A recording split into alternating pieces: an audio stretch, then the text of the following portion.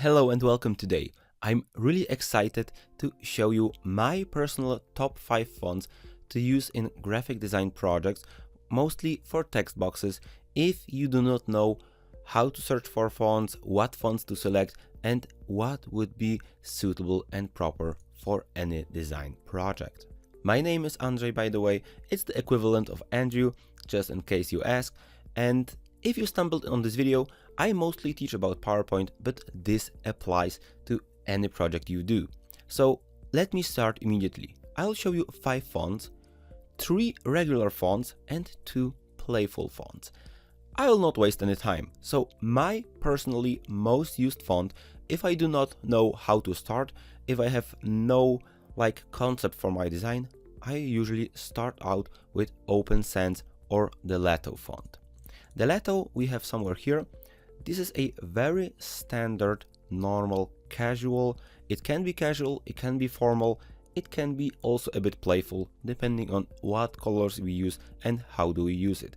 So my first 2 top fonts would be the Lato font and the Open Sans font. The Open Sans font, Open Sans has one little problem, that it is a bit wide. So you need a lot of space. We can of course use some graphical features to make it more narrow, like here we have loose, very loose, and we have also tight. So we could use those options to make it tighter, but basically Open Sans is very wide. So number 1, Open Sans. Number 2, Lato. Number 3, Roboto. Also a very normal, standard, regular font, but it looks very crisp, very fine, very clean cut. Then the last 2 fonts I would like to show you are a bit more playful in that regard, which will be Montserrat and Railway. As you can see, those are a bit more funny, a bit more loose, and let me show you a direct comparison between them. So this is what we have. Those pink fonts are a bit more playful. While is Raleway and Monserrate playful? Look for example at the letter L. We have this little roundness here. Normally the letter L looks like that, a plain and simple normal block. But here it is a bit more playful, a bit maybe more feminine, a bit more friendly, a bit more loosey and cartoony. Montserrat, however, has those perfect curves, like on the letter T or on the letter F here on the top side. As you can see on the letter F, we have this really nice roundness, and normally the letter F ends right about here. There's no big roundness. So depending on what project I do, I start out with Open Sans and then I go from there and decide if I want a secondary font. Now, if you do not know much about fonts and you do not know how to download them, where from, the absolute best place, of course, you have font websites like dafont.com, 1001freefonts.com, and many more like Font Squirrel. But you can also download fonts from Google Fonts. Why do I recommend Google Fonts? Look at that.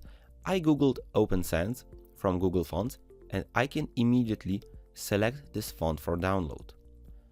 Now, as you can see on the left side, and nearly all the fonts that I use are the standard go-to fonts which Google also recommends, we can connect 2 fonts together and see how this looks. For example, I did select Open Sans. So my first font, my title is Open Sans. Maybe let's make it bold, just so I see how Open Sans works together with another font. And I want to decide if this works better with maybe Lato font, with Oswald font. Well, this is something completely different.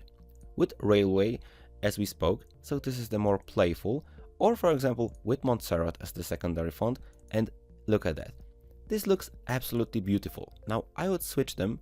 I would maybe use Montserrat for the title and Open Sans for the main text, because this is a bit too playful in comparison with this. Maybe if I select Montserrat and make it bigger, like bolder, yes, this looks more like an appropriate text box, appropriate title of an article. Okay, but what about using them in your system? No problem. You remember that I've selected Open Sans. I also want to select Roboto, Lato, Railway and Montserrat. So all the go-to fonts that even Google recommends me. And this is no coincidence that these are also the fonts that I and many other designers use.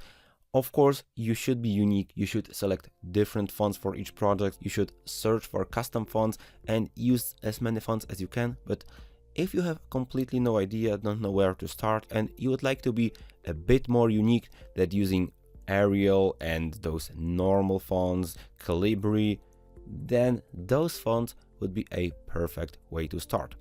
Back to the site, from Google Fonts, if I have those families selected, I just open this box and I select this little icon. Boom, download, and you download a zipped folder. Once you click download, you download the zip and you unload it. You have all the fonts here. You can also select all of them, right click, install. I have them already, of course, installed. As you can see, there would be a conflict, so I just select no, abort mission, and this is it. As you can probably hear, my neighbor is starting to do his renovations and drillings, so I have to end this recording. Thank you so much for listening, and see you in other of my tutorials or anywhere we might meet. See ya!